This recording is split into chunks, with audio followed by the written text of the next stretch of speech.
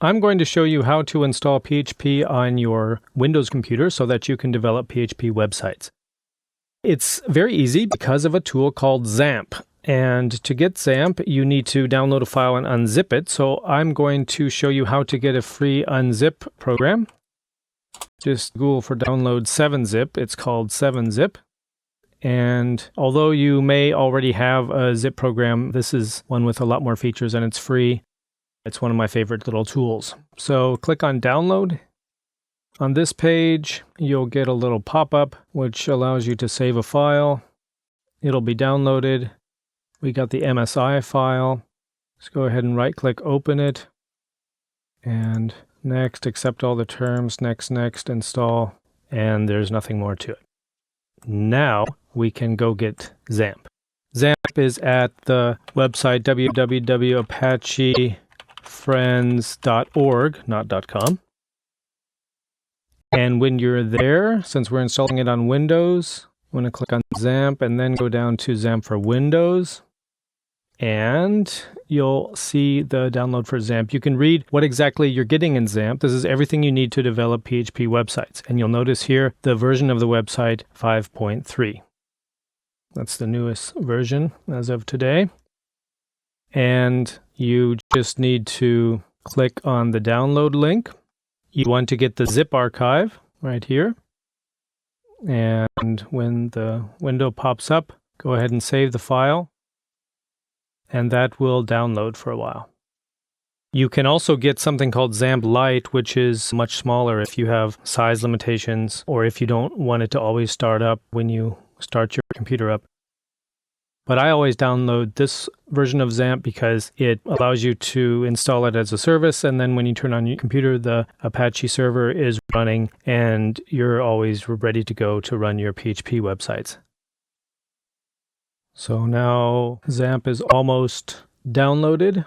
It may take a little bit depending on what kind of connection you have, but in any case, it's better than installing everything manually, which might take an hour or 2 hours to get all of the little tweaks right.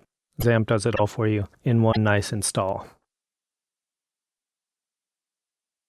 So now we want to unzip the XAMPP zip file. And here is where there's a tricky part. So you have to do this right. Say extract files.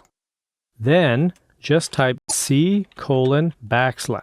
It's very important that you put the backslash there so that it's put into a subdirectory called XAMPP on the C root directory. Click OK, and it will unzip everything in XAMPP. And that's where it's now copying Apache, PHP, MySQL, PHPMyAdmin, Perl, and all of the other tools that you need to develop PHP websites.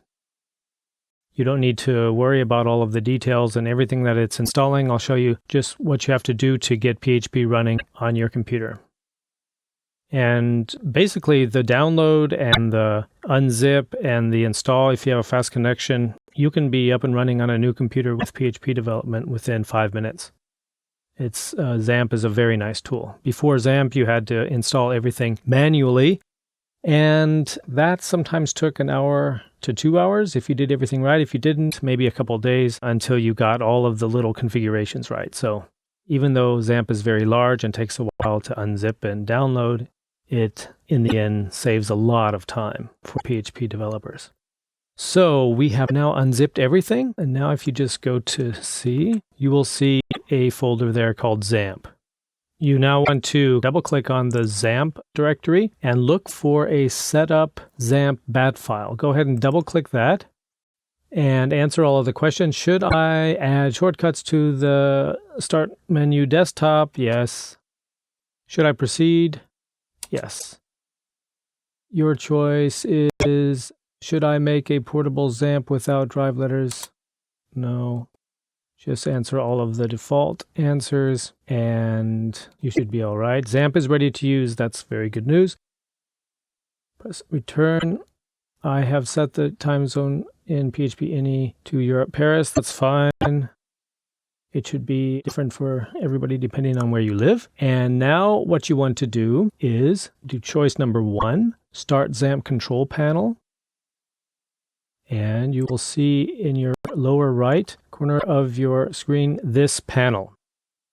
Now, what you want to do is click on the checkbox for Apache, click OK to install the Apache service.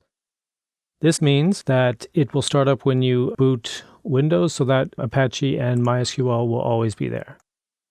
Go ahead and click OK on both of those. And then here say Start. And go ahead and start MySQL as well. These are the only two we'll be starting now. And so let's see if Apache is running. We'll just type in here localhost. That means the web server on your own computer, which is now Apache. And we get the XAMPP startup screen, which is very good. Now let's test if PHP is running. And to do that, we need to make a PHP file. I'll do Window E to get my Explorer here. We need to find where the files are. If you go into XAMPP and then into htdocs, you'll see that we're looking at this file right now here. Splash.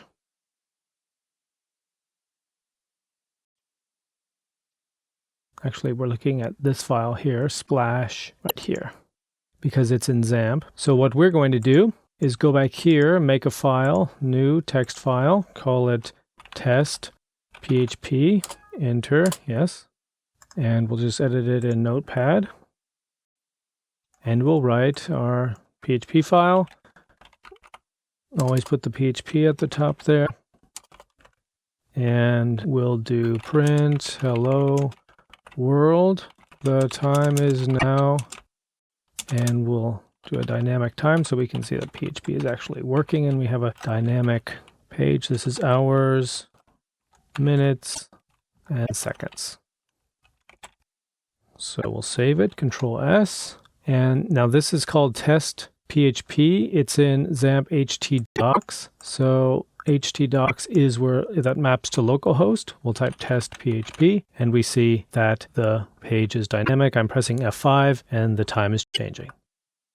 So we've been successful. We've installed everything that we need using XAMPP so that we can develop PHP websites on our computer.